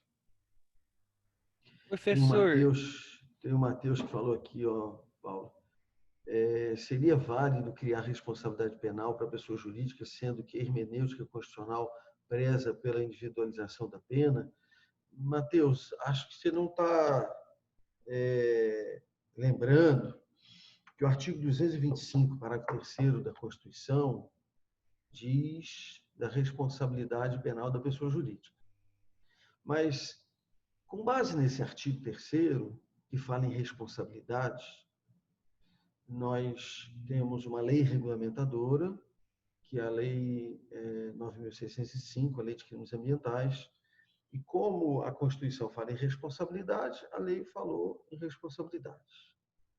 Nós não temos um artigo que fale em responsabilidade da pessoa física, nós não temos isso. Nós temos um artigo que fala de tipicidade subjetiva, de tipicidade objetiva, de exclusão de ilicitude, de culpabilidade. Quer dizer, quando nós falamos em responsabilidade da pessoa física, nós temos uma série de artigos que nós estamos examinando, né, que falam da teoria do crime da pessoa jurídica, né? Perdão, da pessoa física. Né? Bem, qual foi a minha tese? Né? Que, graças a Deus, foi aprovada e tal, né? E hoje eu fui promovido, então, a professor titular. A minha tese diz assim, a Constituição quando no artigo 225, parágrafo 3º, estabelece responsabilidade da pessoa jurídica, ela diz assim: as condutas e atividades que ofendem o meio ambiente sujeitarão os infratores, vírgula, pessoas físicas ou jurídicas, à responsabilidade civil, penal. Então, eu chamei atenção para um aspecto desse artigo constitucional, né, desse dispositivo constitucional, que no dispositivo que trata da responsabilidade, há expressa referência a infratores. Ou seja, a pessoa física é infratora da norma e a pessoa jurídica tem que ser infratora ela mesma da norma. Isso está na Constituição. Então, nós construímos um sistema de responsabilidade, mas nós não deveríamos ter construído um sistema de responsabilidade. Nós deveríamos ter construído uma teoria do crime da pessoa jurídica. Uma teoria em que ela pudesse ser infratora. E os tipos são referidos à conduta.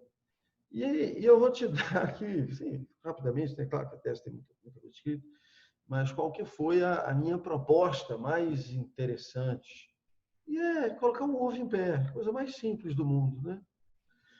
Se os tipos são referidos à conduta e a gente tem a Constituição falando em atividade, condutas e atividades, conduta da pessoa física, atividade da pessoa jurídica, então eu precisaria construir tipos referidos à atividade? Eu falei assim, não, basta a gente usar a mesma solução que nós usamos, e aí é tema nosso, né? Para o crime omissivo impróprio. Como é que a gente considera uma omissão como se fosse uma ação? A gente tem um parágrafo 2º no artigo 13 que diz assim: a omissão é penalmente relevante quando? Não é? Então, a minha proposta de alteração do projeto de lei do Senado 236 era que nós tivéssemos um parágrafo que dissesse assim: a atividade da pessoa jurídica é penalmente relevante quando? Facinho, né? Facinho, facinho. E aí agora, a atividade da pessoa jurídica vale uma ação que está descrita no tipo. A pessoa jurídica poderia cometer corrupção? Poderia. Poderia. Eu não preciso mudar o tipo da corrupção. Eu só faço a combinação do tipo da corrupção com esse dispositivo que diz da consideração, né, de atividade relevante.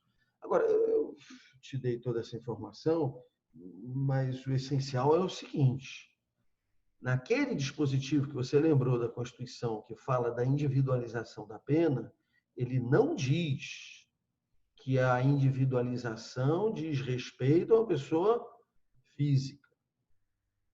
Ele diz que a pena não pode passar da pessoa do condenado. Claro, eu não posso condenar o pai do, eu não posso condenar o João e mandar para a prisão o pai do João. Claro que isso é muito absurdo, né? Mas vamos perceber uma situação em que já não fica tão absurdo. Não é possível condenar o João a pagar uma multa criminal, né? E aí vem o pai do João e paga a multa criminal. Está errado, né? É claro que a gente também não pode impedir que, se o João tem que pagar uma multa, que ele pegue dinheiro com o pai e depois ele pegue e pague a multa. Porque aí o pai passou o dinheiro para ele e ele pegou e passou o dinheiro para o Estado. Mas veja, quem é condenado é o João, não é o pai do João. Tá? Então, essa questão que envolve a individualização da pena. Ok? Então, se a gente condena uma pessoa jurídica, não é possível outra pessoa jurídica sofrer consequências. Se a gente condena uma pessoa jurídica, não é possível os sócios da pessoa jurídica sofrerem consequências. É claro que sempre se sofre consequência indireta, né? Indireta sofre. Mas uma coisa é o patrimônio da pessoa jurídica, outra coisa é o patrimônio do sócio. Ok? Então, a pena de multa, por exemplo, incide sobre o patrimônio da pessoa jurídica. A perda de bens é sobre o patrimônio da pessoa jurídica, nunca sobre o patrimônio do sócio. O que está no patrimônio do sócio é inalcançável. Tá? E a possibilidade de aplicar penas à pessoa jurídica está na Constituição, no artigo 225, parágrafo 3º.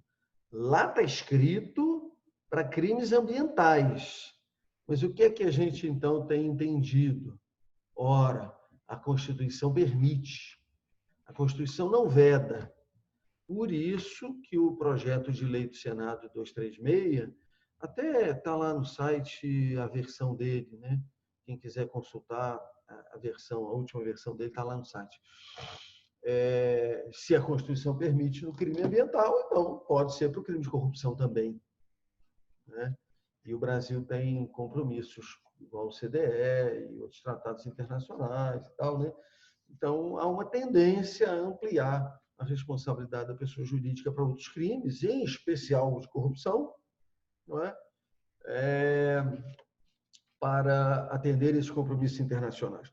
A gente acabou desviando um pouco, mas espero que vocês tenham interesse nesse tema. Só para fechar, qual é a dificuldade maior de se aprovar uma ampliação de responsabilidade da pessoa jurídica? É muito simples, né? A gente tem que conseguir fazer a leitura do cenário. Quando se faz a restrição, a responsabilização de pessoas jurídicas de direito privado, nós não excluímos os partidos políticos. Partidos políticos são pessoas jurídicas e de natureza de direito privado. A pessoa jurídica de direito público é o Estado, né? É a União, é o Estado de Minas Gerais, é o município de Belo Horizonte, né? A gente tem uma discussão em relação às paraestatais, né? As empresas públicas, a sociedade de economia mista, etc. Mas se caminha predominantemente no sentido de entender que é privado, apesar de ter participação do Estado, né?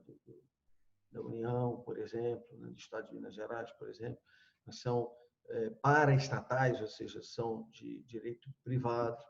E não me parece seja fácil, com o Congresso que a gente tem, aprovar uma possibilidade de aplicar pena a qualquer partido político. Não é o A, o B, não, é qualquer partido político. E aí, nesse caso, eles se juntam para impedir. É isso. Mas, enfim, não sei se eu atendi aí, Matheus. Deu certo, Matheus? Professor, tudo Diga, bem? Paulo. Aproveitando a Isso. deixa do Guilherme sobre a pergunta na prova, eu não entendi muito bem sobre essa noção do porquê a Joana seria imputada criminalmente por Homicídio? homicídio e não É porque por omissão de socorro. é garantidora. Mas eu quero na minha linha tênue, na hora eu pensei assim, se fosse o caso de uma pessoa me procurando para pedir ajuda, eu, por exemplo, falasse não, Mas você não mas aí tá a assumiu. diferença de papel, né? Exatamente, diferença de papel. A pessoa que está no 180, e aí eu vou ser sincero, em alguns lugares, o 180, o 190, né? Tem militares, e aí eles já de cara são funcionários públicos, né?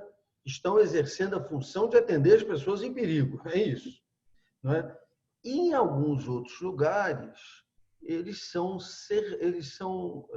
civis, contratados, sob a supervisão de um militar. Por exemplo, aqui em Belo Horizonte, eu tive algumas vezes nesse local, né? Programa BH Vive, etc. Então, tem um militar que toma conta, um oficial, e os outros são terceirizados, né? Mas, seja pela linha A, tenha por lei obrigação de cuidado, ou seja pela linha B, de outra forma assumiu o compromisso, né, de proteger o bem jurídico, e aí foi um contrato, né, de prestação de serviços, quem está no 180, 190, tem que atender a população e não pode negar esse atendimento. E aí você é garantidor, ou pela linha A ou pela linha B, do parágrafo 2º do artigo 13. Professor, mal me pergunte. Geralmente, quando ocorre casos semelhantes, a pessoa é acusada realmente de homicídio doloso, porque eu fui pesquisar Pode ser e culposo, tá? eu vi Pode ser culposo. uma situação semelhante em que o oficial militar deixou de prestar socorro e ele foi acusado de omissão de socorro. E era a mesma linha de. Ele atendia Isso. a linha de telefone, mas ele não foi É. acusado de homicídio, ele foi acusado de omissão. Isso, mas você deve ter visto que está errado, né? Eu também Entendi, conheço casos que está errado. Eu já vi na entendi. prática isso acontecer Então, errado. então isso aí é a Entende? prática que ocorreu Mas errado. mas é contra a lei, claríssimo, contra a lei, né? Entendi. Então Sabe o foi que é o isso que eu triste do confundi. negócio? Sabe o que é o triste do negócio? Assim, tem muitos juízes, muitos promotores que estudaram para passar no concurso. Depois É nunca mais complicado. estudaram. E o que acontece? A gente está diminuindo isso, né? Mas o concurso público para juiz e promotor é uma coisa que se torna obrigatória a partir de 1988. Eu não sei se você sabia disso. Antes de 1988, até o salário era ruim, tinha muita gente que não queria. Então, as nomeações aconteciam sem concurso. Imagina. Então, agora está acabando, né? Eu digo que está acabando porque o pessoal vai ficando mais velho, vai aposentando e tal, né? 40, mais de 40 anos atrás, né? Né? Não dá Mas 30, né? ainda tem gente, tá? 30 Ainda tem anos gente por já. aí.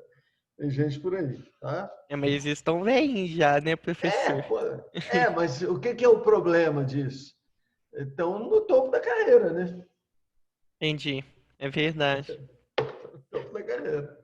Professor, Mas é isso. aproveitando, eu vou te fazer uma pergunta que pode até parecer um pouco esquisita.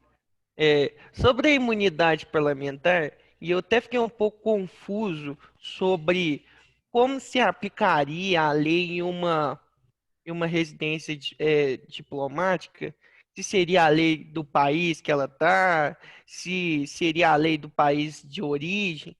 Aí eu fiquei na dúvida, por exemplo, se um diplomata brasileiro está na Holanda, ele poderia utilizar, na residência oficial lá, ele poderia usar cannabis sem cometer nenhum delito, porque ele está na Poderia. Holanda? Claro, poderia. Mas e o holandês Com que tivesse certeza. aqui, ele não poderia usar, Não. apesar de ser legal? Não.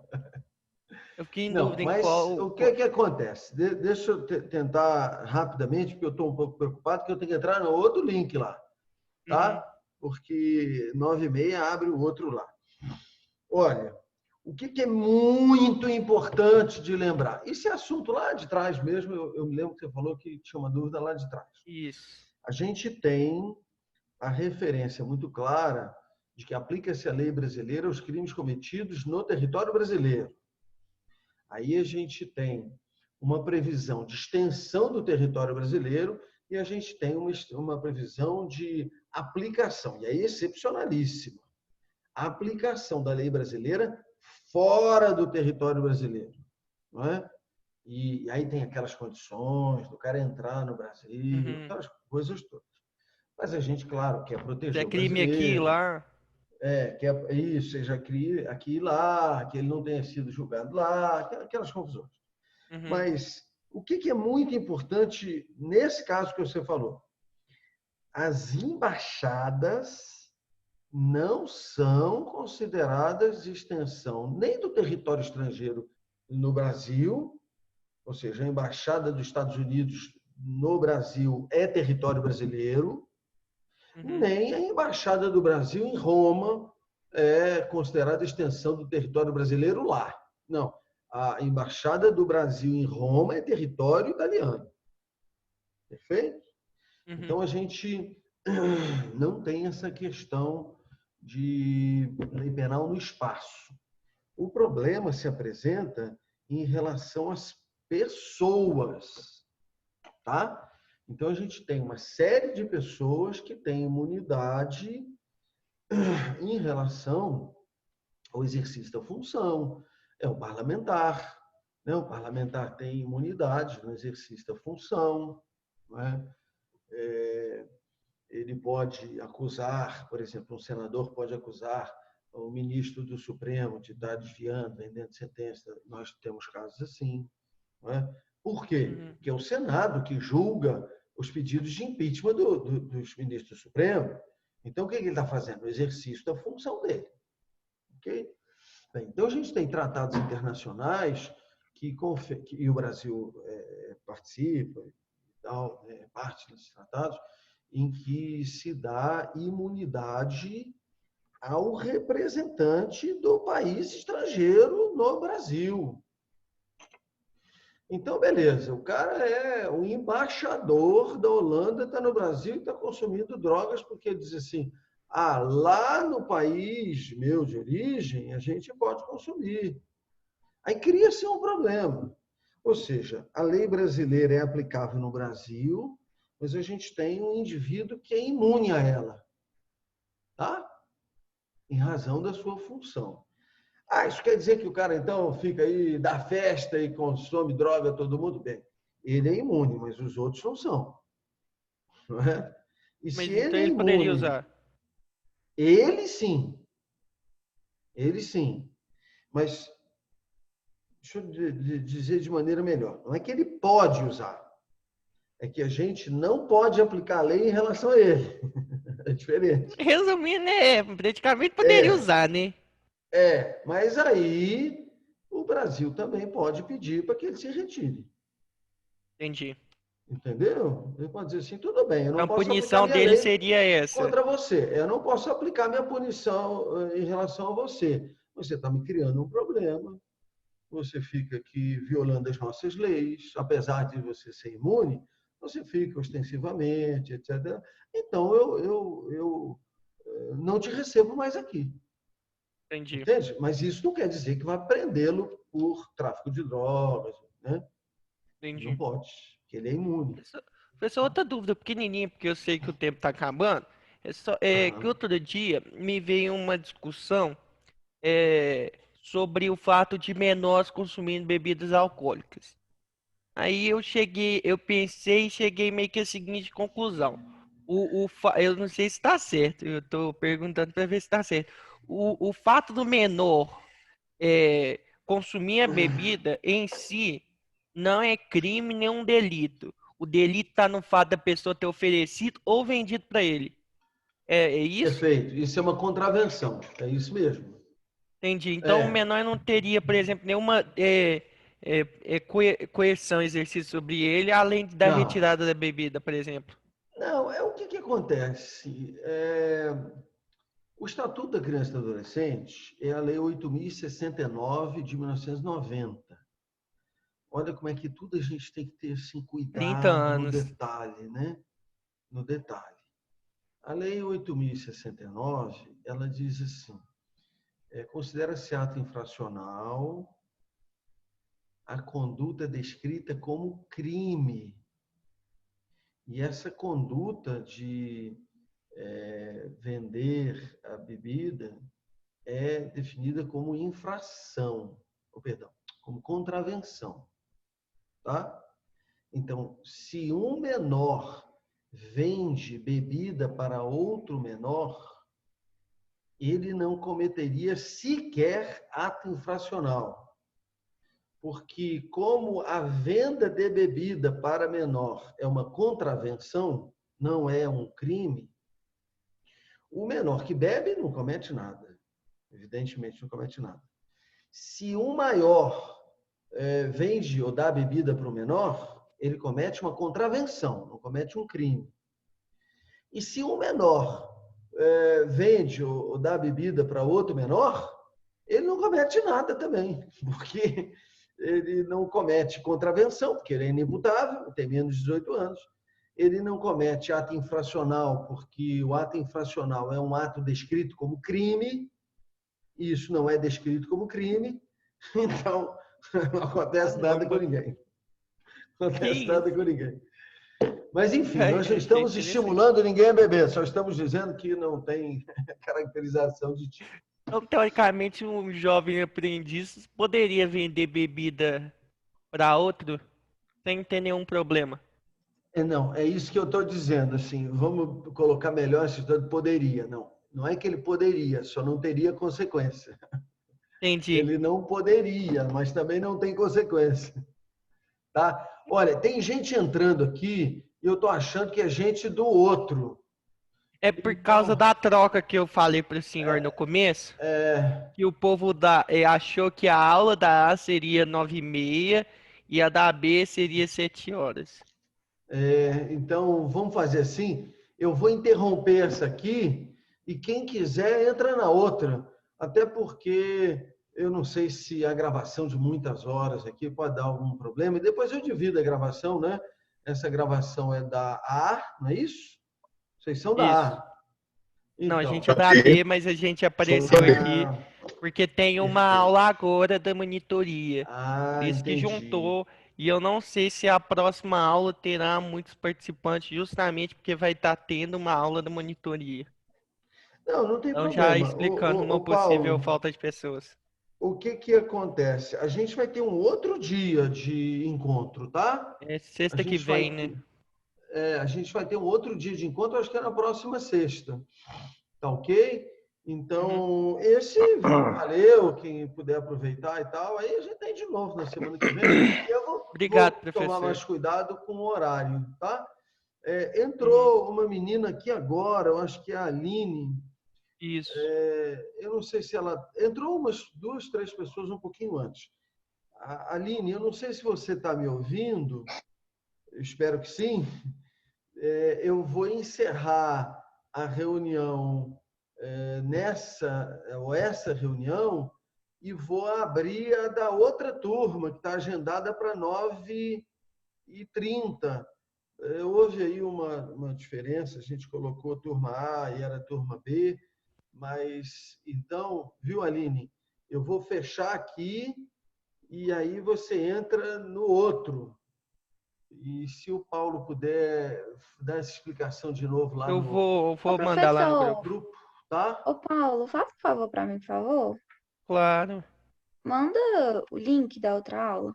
Pode deixar. Aqui. Manda sim. Porque eu não tenho, só tem 10. O pessoal está querendo entrar aqui, eu não vou nem admitir, tá, Paulo? Porque senão eu tenho que explicar a todo mundo e eu tenho dificuldade para Não, pode deixar que eu já vou divulgar o outro link. Então tá. Com Deus, professor. Então falou, gente. Abraço. Bom final de semana. Abraço. Tá? Tudo de bom para vocês. Tchau, tchau. Abraço, prezado. Abraço. Abraço. Tchau, tchau, gente.